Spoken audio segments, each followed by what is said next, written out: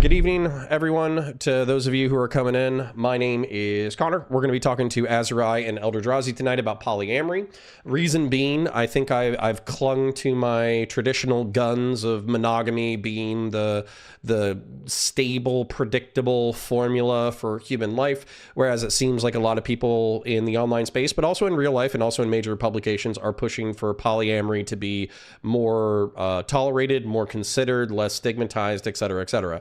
So Azurai reached out to me maybe a few weeks, maybe a few months ago now, just to have a discussion about this and maybe a little bit of debate, a little tete-a-tete. Same thing with Eldrazi, and I was like, it, why don't we just do these back to back? That way we can knock out the content. So I obviously have my positions. I think I can substantiate them, but if you want to introduce yourself to the people at home, what you're all about, what you're into, and then maybe your opening statement on the subject. Okie dokie. I'm Azurai. I'm big on gaming, history. Hopefully I'll be attending a university up in Sweden pretty soon. Sweet. I procrastinated on finishing the paperwork for that and got it done tonight. Deadline was the 15th. Comes to polyamory, my position is that it should be treated as just another relationship type. Not everyone should be polyamorous. It takes a lot of work, and not everyone's cut out for it. I don't think polyamory is better or worse than monogamy when it comes to just the relationship. I don't know if we have enough data on raising children polyamorous relationships yet to really know if there's any pros and cons to it compared to just regular old monogamous ones. I do know that extended family structures instead of nuclear family ones the kids tend to usually have always at least someone watching them, while with nuclear ones often they're either left at home alone or they're sent off to daycare. Yeah, so mine is a position of anxiety when it comes to this topic, so I'll just try to articulate my perspective on it real quick. We're really talking about two things. We're talking about like moral and legal. Actually, we're talking about a half dozen things, but we'll try to put it all together. So what? Yeah, so when it comes to moral, there's certain levels of actions that are deemed good and bad, and then there's obviously gradients in between. So I think that just because you conduct yourself in a polyamorous relationship, even if I don't agree with it, that doesn't mean that you're a horrible person. You can still do 10,000 million things that are good for it. And just because I have anxieties about raising kids or the stability of the relationship or the emotional health of people doesn't mean that out of the 5 people that I predict will have a failed relationship, there isn't going to be somebody that has a perfect relationship out of the 5 that I predicted. So that's where, from a moral standpoint, I have my judgments, but this isn't the only thing that matters when it comes to human quality. Then when it comes to the legalistic frame for me is whether or not it seems up to me that if you had a perfect family, that like we wouldn't be recognizing the partners on equal status. But it's also worrisome to me that if we start recognizing this as like a valid model or formula, what are going to be all the externalities? And just as an example for one of the externalities that I'll probably bring up tonight is, for instance, in Saudi Arabia, they not a polyamorous subject, and they're obviously very theocratic and very conservative, but they do practice a polygamist frame.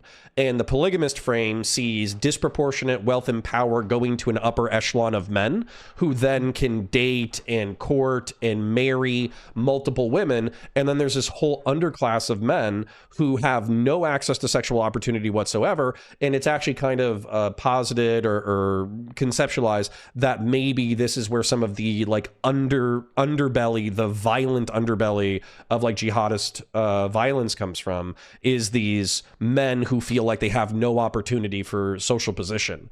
And so that's I guess my fear is, in the game of monogamy versus polyamory, where do the incels land?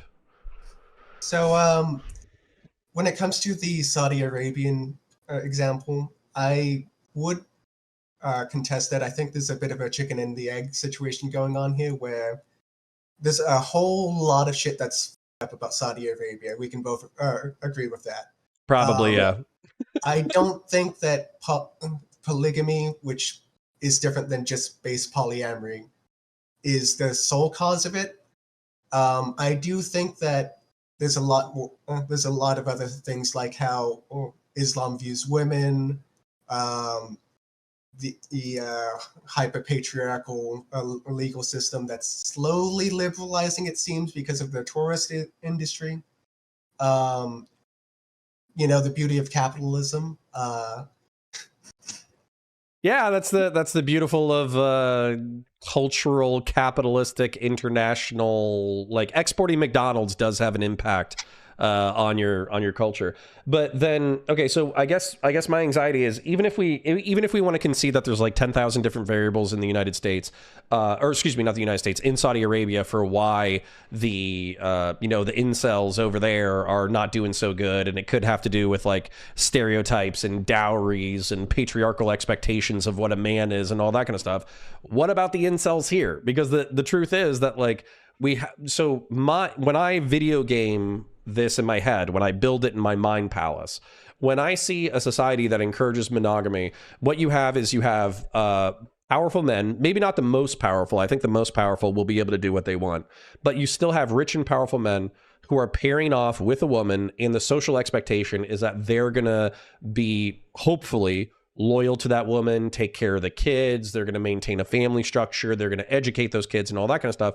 And as a result, they can't, I don't want to say predate, but almost predate on other women who are envious of that social status. And so they're paired off. Whereas if you have a polyamorous thing, then what you can say is you can have these men where I don't think we're going to be able to enforce whether or not like lying in relationships is going to be criminal. I don't think that's possible to enforce. So what happens when these men basically lie to other women to be like, oh yeah, baby, I got so much money, I'll take care of you, we'll set you up in a house, I'll get you some kids, I'll get you a Mercedes, this, that, the other. He takes her out on a few dates, he fucks her, and then he ditches her. Which, by the way, like, this is kind of already happening, like in Tinder, in Bumble, in all that kind of stuff, in Hinge. Well, so with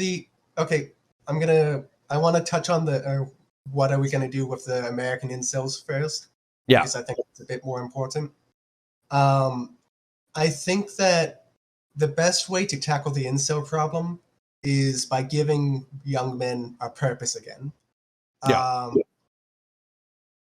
What we're doing now, working the 9 to 5, slaving away at McDonald's to give some fat his Big Mac that doesn't really taste that good anymore, and it's much smaller than it used to be. I think that one of the things we could do is by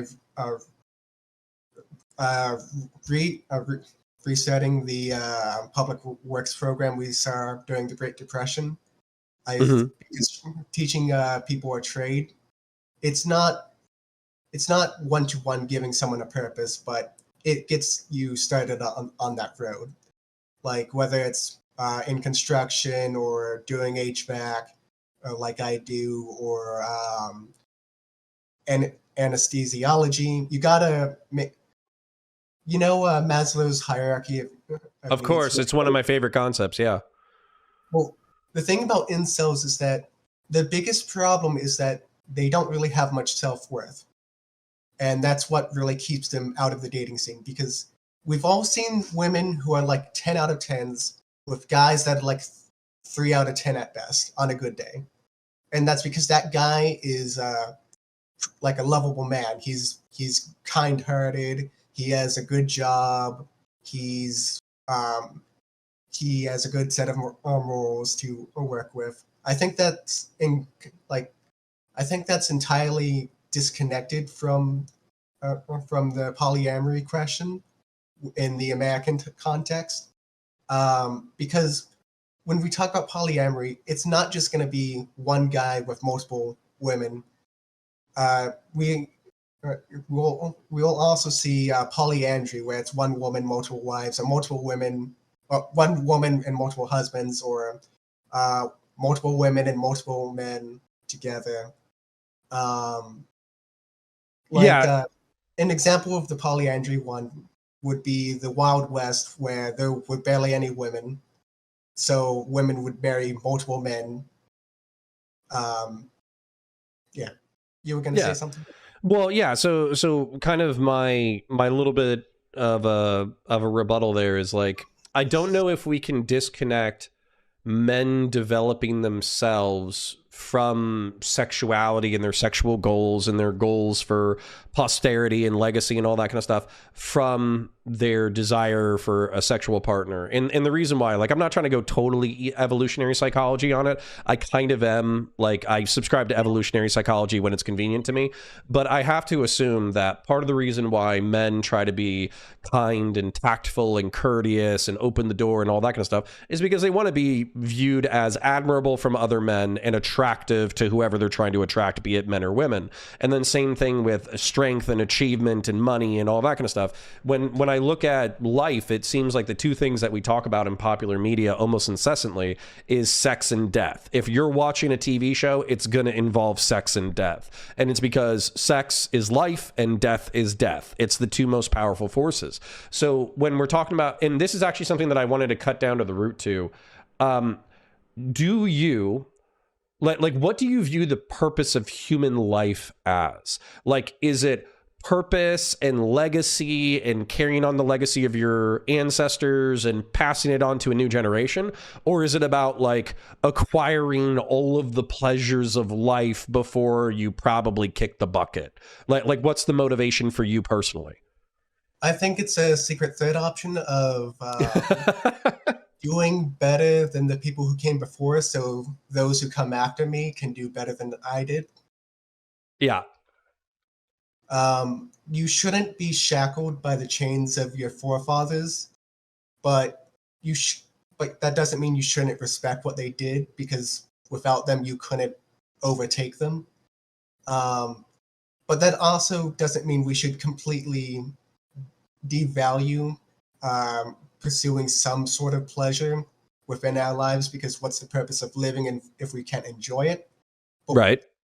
we have to take time to work on things so that the future is a stable thing that will happen, and it'll be better than the past. But we also have to make sure that the present is one we actually want to live in. Yeah, so I guess my question is, do you have more of a humanist, like a global humanist approach to legacy, where as long as humanity is doing okay and we're kind of like moving towards a better world for the next general generation, you're fine? Or do you have like a specific ambition towards children? And the reason why I'm asking this, I know you were saying that we don't have a lot of data on like child rearing as a part of like polyamorous relationships. So, you know, we can just speculate and go with our anecdotes. But I think the reason why I tend towards the model that I do is because I am super concerned with how my kids are going to end up. And as a result, like that's the priority. So my pleasure and my experiences do have some priority, but I almost view like 15 to 25 as the time that I was exploring myself. And now that I'm in my 30s, so 25 to, 36 now, this is more about the time of like building and achieving my ambitions while also being sure to leave a legacy to a next generation. And in my specific example, it's genetic. So I know you're saying it's like a little bit of column A, a little bit of column B, but I guess I'm asking you, do you have that specific, like, it's got to be genetic, I got to have kids with somebody? Is that of interest to you? It is of interest. I do want to have a family, a particularly big family, Yeah. probably as big as I can actually support. Okay. I want to have biological children, but I don't view genetics as the end all be all. Uh-huh. Because if I were to adopt, I'd still love those kids as if they were mine. Right. Because they are mine. My wards, the people I'm trying to turn into a better person than I was. I think that's Sorry, did I answer your question? No, you did. Basically, if I heard you correct, you're like, yeah, preferably I would like to have, biological children as much as possible, but also I do value mentoring kids in order to make sure that they're as good as they possibly can be as well. And by the way, like, I actually think that's something that's kind of missing from the masculine role model that we have today. We get uncomfortable when we have men and males kind of like being interested in the development of children because, we're so paranoid about abuse that we end up like missing out on opportunities for mentorship. And that's something that I would like to see changed, where it's like, no, just because you're interested in the development of kids who are not specifically your own does not mean that you're trying to diddle them or whatever. You actually could just be earnestly interested in developing the next generation. So yeah.